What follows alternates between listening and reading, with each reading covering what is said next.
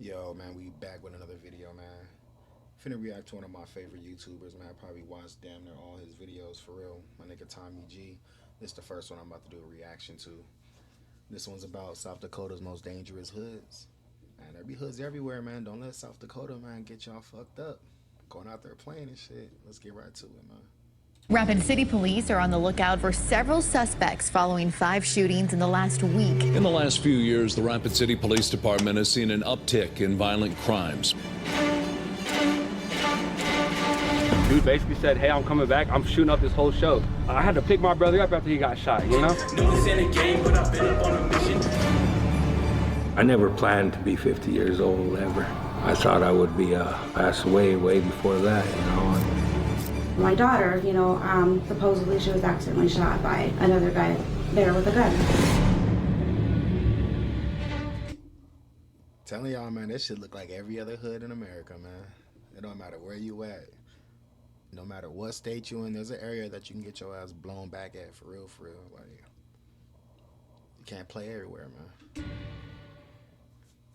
At first, you might guess that South Dakota is a very safe place, and that's up for debate. Nationally, it's actually ranked somewhere in the middle, and it's more dangerous than states like Kentucky, Florida, and Illinois. Now, for most South Dakota citizens, it is reasonably safe, but if you are a Native American man, it's a different story altogether. You see, Rapid City is South Dakota's most dangerous city, and Pine Ridge is the most dangerous reservation. And together, these two share kind of a strange relationship. It's kind of like Chicago and Rockford, where you have gangsters going back and forth to flee from the law. And in Rapid City, shooting has been on the rise, and most of it is tied to native gang activity. And here's another interesting fact about Was this some native GDs? South Dakota. It is arguably the most incarcerated state in the country. Some estimates say that up to 7 out of 10 Native men will serve at least once in jail or prison. And although Natives make up only 9% of the state population, they make up nearly half of the prison and jail population. To That shit sound like somebody else we know, huh? Yeah. investigate this further, we head to Rapid City and we dig into the trends of violence and incarceration. We meet with guys like Eric, a man who has served decades in prison and now is out advocating to stop the cycle. Vinny, a local rapper whose brother was killed at one of his recent shows. And of course, to really get into the mud, we make a stop at a local trap house. Join us as we go boots on the ground in South Dakota. Quick announcement, folks. New shirt dropped on the site. Low key in the front, big dogs gotta eat, and busy in the back. If you want to be one of the first to get your hands on this shirt, link is in the description, and rep the channel. And now, back to the I'm finna give me one of them motherfuckers, man. I ain't gonna lie to you. video. Yeah, I am radical. We need to get radical about what we are doing. Right. Man, subscribe to this motherfucker right now if you ain't. Like this motherfucker too, man. Let's get to it.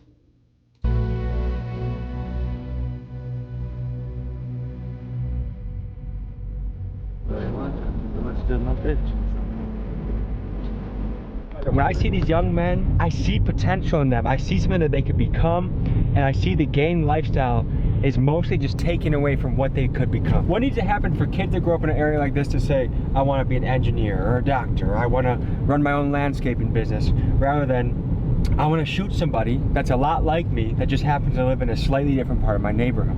I don't know if we'll ever find that answer, but that's part of the discovery that we're There ain't no answer to that, for real, man. You're just products of the environment at the end of the day. It'd be like, for example, it'd be like, you might not want to do no, no drill type shit. You want to live a regular citizen type life and shit. But everybody else around you is dangerous and shit. All you gotta do is be a victim. One time you get beat up, get jumped, anything. All that regular citizen shit gonna go out the window. You're gonna adapt to whatever the environment is now. You're gonna start walking around protecting yourself, drilling shit, whatever you gonna do. But it'd be hard in these neighborhoods, man, for real. we're on this channel. We're gonna dive into the most dangerous city in South Dakota. Buckle up, it's gonna be a ride. Tell us where we are right now. We in Dakota Homes right now, this deep north, you know what I'm saying? Deep north side, it's a little dilapidated, etc., but there's a lot of love in the area, you know what I'm saying? Ghettoest part of town right here, man. Yeah? It's our own little world over here, you know? Because it's like, even though we're so... Bruh.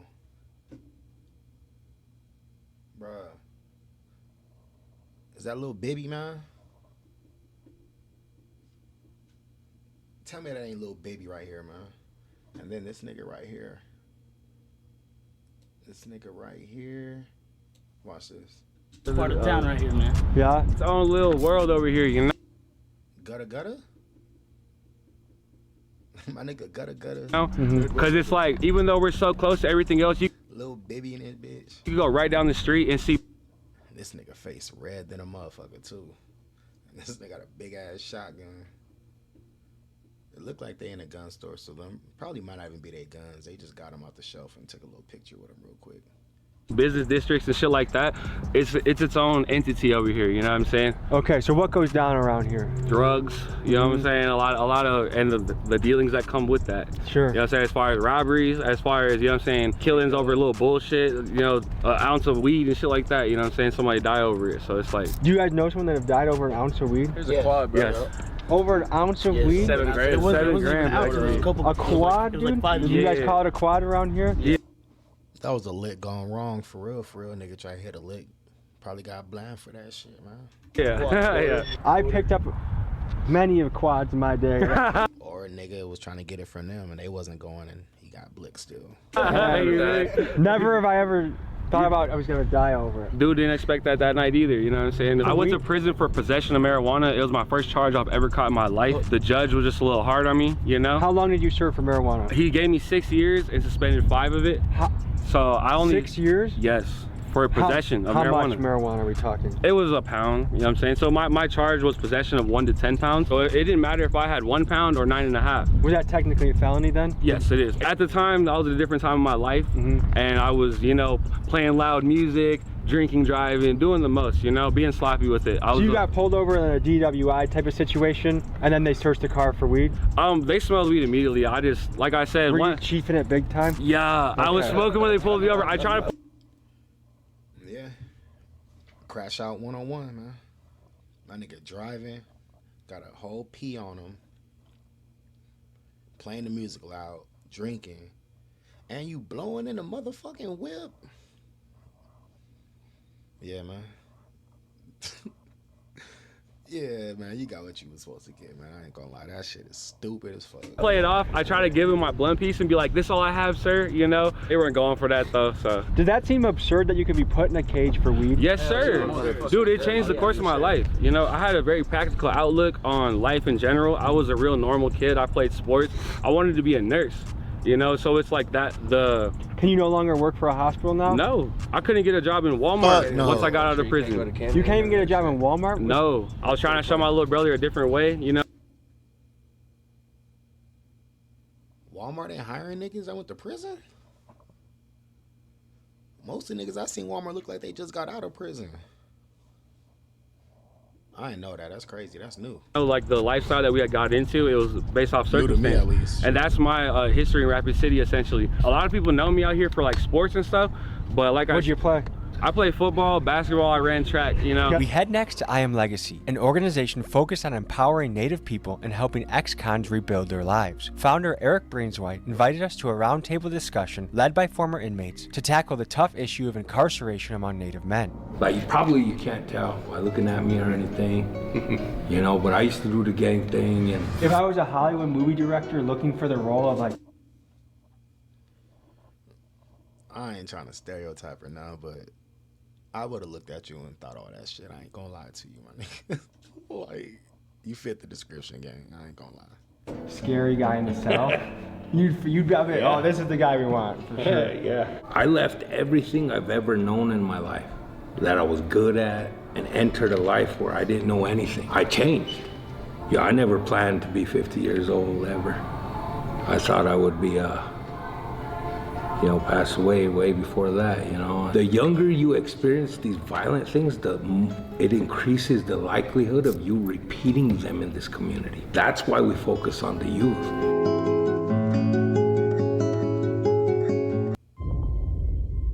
I need you to listen to me. So far, so good, man. That nigga getting in depth into this shit for real. Oh shit, let me skip this motherfucker, my fault. I'm high, man. To help these guys, you know, kind of redirect. And subscribe right now too, low key. Their aggression a little bit. Yeah. So you come in here, tire them out a little bit, put them on the weight, healthy choices, healthy options. We also do drug court. This is where we offer AA, NA, things like that in here. And we know about that life. We've been there. That's why we care. And there is a way out. We found it, and that's all we're trying to show these young brothers. I see your shirt, Healing with Conviction. What does that mean to you? That I'm coming with the truth. You know, I've lived it, been there, done that, and went through a lot of the struggles here. So I'm trying to heal with that conviction, and also with, you know, me being incarcerated as well. I was 18 years old. I shot at some people here in town, and at age 18, I was sentenced to 12 years in the South Dakota State Penitentiary. They shot at my family. Drove around, looked for them, found them, and 4th of July 1996, I retaliated. You have the most gangster Hello Kitty tattoo I think I've ever seen in my life. Yeah, so Can you tell me about that? So I have a special needs daughter. Okay. So a lot of this is for her, you know. So like I have the wheelchair there for her. She loves Mickey Mouse. The don't count the days, make the days count. When we found out that she has a rare brain disorder. I ain't gonna lie, man. You gotta respect these niggas, man. For real, for real. They told us she wouldn't see her first birthday, so we marked the date when we were told that. And that was in 2011. Yeah, grateful today. She's 13. My first son, I wasn't there, incarcerated. I missed his birth, and you know, just wasn't in the relationship, you know, there. And we meet my wife, and with Alejandra, our daughter with special needs, I learned to embrace that. You know, I needed to fully protect her. For me, quitting drinking is what helped to be able to get up if she's having seizures, to be able to get up, you know, at a drop of a hat to assist her or assist my wife in her cares. For me, it was the murder of my brother. When he was down there at the Teddy Sports Bar and he was shot and killed. Calling me and asking me to come hang out with him at the bar, and I went down there to go see what he was doing. And as I was walking towards him, I heard a gunshot go off, and then my cousins told me it was my brother, my little brother, and it's just, ever since then, after the past 3 years, I've just been getting incarcerated in and out of jail. I'm using my past as a tool to help better these children. Adults can't teach old dog new tricks, but we can save these kids. And by saving these kids, we can save this community. Did about 18 years in prison. That's a long time. Where I grew up, Dakota homes, in the hood out here, it was kind of almost like an expectation at some point. You know, hey, you might end up going to prison. You know, from our neighborhood, is drug and alcohol related. Every single felony, every single charge. So non-violent offender? Non-violent, all non-violent. I'm a 9-time felon. What brings you here? I'm the youth navigator now. How'd you get here though? In 6th grade. Is my nigga a chef or he got a bonnet on, man? Mac Mizzle. I got in some trouble at school. You know, Eric used to be the diversion coordinator here in Pennington County, so I was his first ever youth to go to Legacy. What'd you get into as a 6th grader? A fight. This little kid called me a name, and I have gay uncles. It was a gay slur. I think I can guess what you're thinking of. Yeah, and I reached in my locker to grab my backpack, and he slammed the locker door closed on my hand. I reached up with my left hand and I slammed his face against the locker, and I grabbed him up by his backpack straps and threw him across the hallway. I started kicking him while he was on the ground, and that's how I met Eric, and I've been coming back ever since. I was like 11 or 12.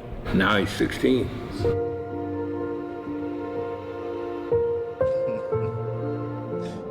Good to meet you. Good to meet you. What's happening, bro? Hey, man. What's up, man? How you doing? All right. It's good to see you, man. Hell yeah. Yeah, we Legacy. We're deep up there, the homies. Yeah. We I got respect that. everybody from every clique in town. I respect that for sure, because there's a lot of people that, you know what I'm saying, older folks that lead the youth astray. I feel you, bro. And that's what I'm saying. It's like they don't know no better when they're that young. Nah, like, man. we grow up in the shit we see, like we think it's normal, you feel me? Then you grow up and you have your own mind now, and it's like... You know what? I want you guys to know how important you are to our people, man. Word. We don't need you wasting your lives on dumb shit, man. Word. You know what I mean? Don't get caught up doing dumb shit, man. But statistics say... Put your time into that. Absolutely, man. Yes, right there. Yeah, right there, man. What does that mean? For your sacrifice. Hey, tell them what it means. Tell them what that means. No, it's from Sundance. Ceremony. Oh, where you put the piercing. Yep.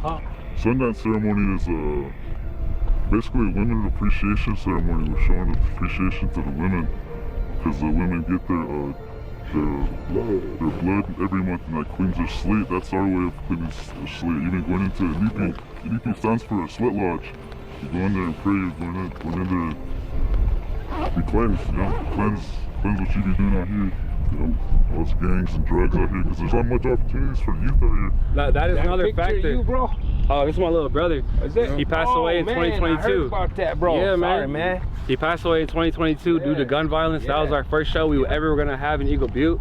It was gonna be a great turnout, you know. There was nothing but unchis and kids out there. There's free food, you know. Like, you never really see like 50 people out there for the openers, but that first person I was out there, there's like 50 plus people showing love, you know. We were gonna go on last, and there was a boy that was threatening to shoot the show months before, and we didn't really take it serious, you know.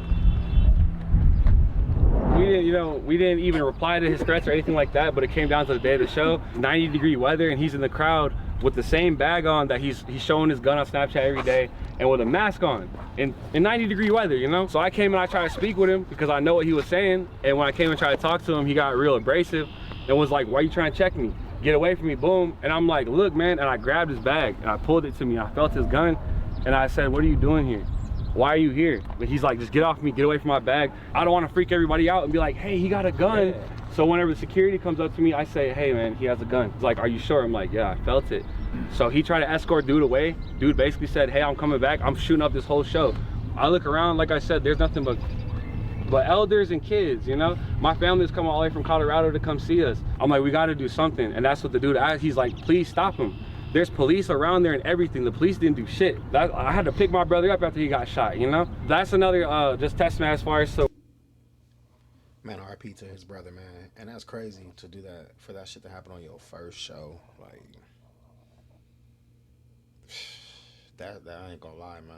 I don't know if you still do music or not, but some shit like that would happen to me, man. I wouldn't even be on that shit no more, man. I'd be like, fuck this music shit, for real, for real. That ain't my calling, my nigga. So where we don't really rely on the police, you know. That's vigilantes. Like the definition of a vigilante is somebody that gets justice by their own means, but while not involved in the law.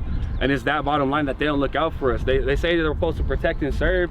You know what I'm saying? Like I said, when my brother got killed, I had to pick him up. I had to everything, you know what I'm saying? So yeah, you can easily come see us, man, because I got some opportunities for you, man. Yeah. Hey, I lost my little brother too. He got shot and killed down at the Teddy Sports Bar.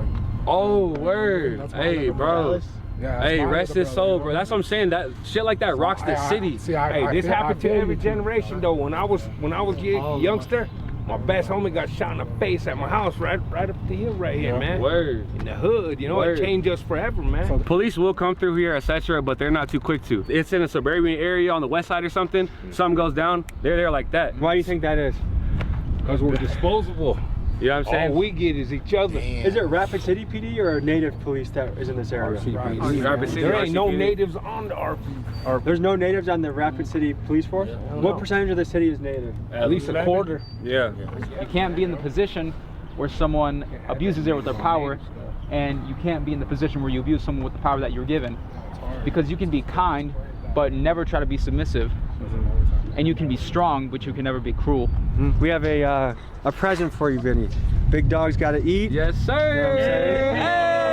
You know hey, yes, sir. Welcome to my gang. You know what I mean? Hey, yes, sir. I was born with, but that's another story for the poor kids who always wanted some Jordans. Mamas couldn't afford them. Now they out there on the corner with drama from law enforcement. I could tell you about the horrors of wishing you was aborted. But since this life is a game, you ain't finna see me forfeit. I'm winning till I can't play, but even then I be scoring. There's some shit that's more important than them hoes that's gonna be swarming once they find out you're recorded. Where are them hoes before then, huh? Hey, my nigga snap. That nigga went crazy. Hell Building your own American Family Insurance roof line? Yeah, life's better when you're protected under. We're coming up to a grief meeting for moms that have lost sons to the street, I presume. This is gonna be kind of a tough conversation. Nice to meet you. Nice to meet you. How are you doing? Good. So we're covering sort of the streets, the gang life, and also just gun violence at a young age. What have you seen as a mom in Rapid City? I've seen a lot of violence and a lot of killings. Not so much when I was growing up. There was, you know, here and there, nothing like today. You think it's worse now? Oh, definitely. Okay. There wasn't as much guns back when we were growing up at all. You know, everybody has a gun these days. Are the guns in South Dakota in the hood, are a lot of them legal or illegal guns? You guys know? Illegal. Both? Yeah, well now they've made it easier to get guns, so, you know, both, yeah, I would say. I guess, so what, are there any stories that can illustrate what you've seen or what you've heard in the area that talk about gun violence and things both like of my children died from a gun. My son always had a gun. My older son, he always carried a gun. He's not anymore. He's 31 and a dad now. What brought him out of the gang life? His kids. Now, gangs can be really attractive for a young man, right? Why do you think that is? And do you think it actually brings any benefit to their life? I have my oldest son who I kept in every sport available. He didn't have time to do any of that stuff. Mm-hmm. But as soon as he hit high school, and that attraction was just immediate. He started then missing school and then running and getting in trouble. Whereas with CJ, he was kind of, I moved to Mitchell, moved all my kids there. They gradually came back here. They didn't like it there. So he was around it all the time. And to me, it seems like he kind of just, he still got his fights and ran around, but, he wasn't kept from it like I did with my older son. And I feel like he kind of, kept himself out of trouble, although, ultimately he died from suicide. Mm-hmm. And then also my daughter, I probably never know the real true story there, but supposedly she was accidentally shot by another guy there with a gun. I feel like teenagers, when they want to get into trouble, they find a way to do it. Right. Even if you have strict parents. I know firsthand, I had the strict parents of my friend group, and we still found ways to get into trouble. But do you think gangs offer anything positive? Because to me, when I look at it, it just seems like when you sign up for that lifestyle, you're pretty much signing up for incarceration or death, or you might be rich at certain points when you make a play, but for the most part, you're going to keep losing that and have setbacks. Did you think it brought anything positive to your son's life? No. And he had a good home life. He had me. He didn't actually have his biological father in his life much, but once I got married, he had, stepdad, and he did not have a family home life. I know, like, if you ask like hardcore Republicans, they'll say like the reason gangs happen is the absence of fathers in the household. What do you think about that?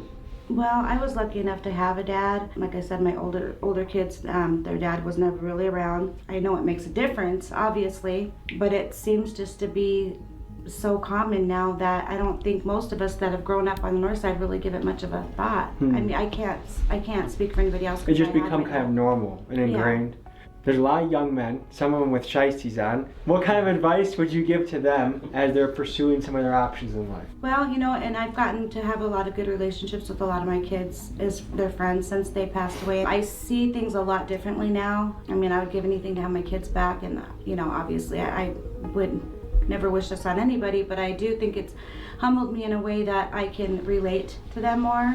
I understand them more. I think a lot of them feel comfortable talking to me, and I think they, feel better talking with me just because they feel closer to CJ, because my son, I had a lot of friends, and I would just, tell them to set an example for my kids that are here, and let them see what they can do with themselves, because that would make them very proud. Is there high poverty rates in Rapid City? Yes, definitely. High. Okay. Because I think that's one of the magic questions. How do you bring economic opportunities back to an area like this? We've had so many jobs in this country go overseas and never come back. So to me, that's the thing, is how do you reverse the wheel that is spinning? I think Kenny is a good one for this question. He owns this business and he's hired several people. He might have some input on that just because he's given people multiple chances and still does. I was, I guess, one of the lucky ones out of the whole group of guys I was with. I mean, I was considered one of the original TBC guys. And that's one of the most notorious gangs of the north side? Yeah. TBZ is slang for the boys, and this is the name of one of the most feared native gangs in the country. And with roots that run deep in South Dakota and Minnesota, TBZ has both power in the streets and the penitentiary. Captain Tony Harrison, chief investigator for Pennington County Sheriff's Office in Rapid City, says that he has seen photos of toddlers dressed in gang attire and that it's not uncommon to see boys as young as 8 and 10 throwing up gang signs. Eric and Kenny were among the founding members of TBZ decades ago, but against all odds, both are now leading lives that give back, and they use their lessons of their dark past to try and create a hopeful future for the youth. So you got, yeah. So you got my brother, and there were several of us. It started out with like over a dozen of us. Out of all of, I mean, almost every one of them went to prison but me. How did you avoid prison? Well, I think, you know, one of the things that stuck in my head around that time was my mom. My mom started going to meetings. She started going to AA meetings. And at that time, I used to look at her like, oh man, she must be really messed up. She's got to go to meetings. She's got to do extra things to stay sober. And my whole thing was backwards. That was when I was in my drinking time too. And for me, it was like, that was one of the things I came back to when I did sober up. And it was getting in a relationship at that time that helped me kind of come out of that rut. And then kids, that was the other thing. And that kind of opened my eyes up to my drinking and my drugging. And one thing led to another. And next thing you know, I've been doing this for over 30 years. And that's what keeps me motivated, is my work. And throughout all that whole time, I've stumbled a few times. I went back out there and tried it again. That lasted a short time, but I knew what was better at that time. I guess that's the core of it for me, is getting some kind of a structure in your life to go to, your go-to. I ain't gonna lie, the little music in the background was funny as hell. They making this shit like extra dramatic and shit. Not what he is saying, some real shit, but that shit's still funny. You're positive. And for me, it's meetings, my business, my relationships. You know, today it's better, but it took me a long time to get to this point.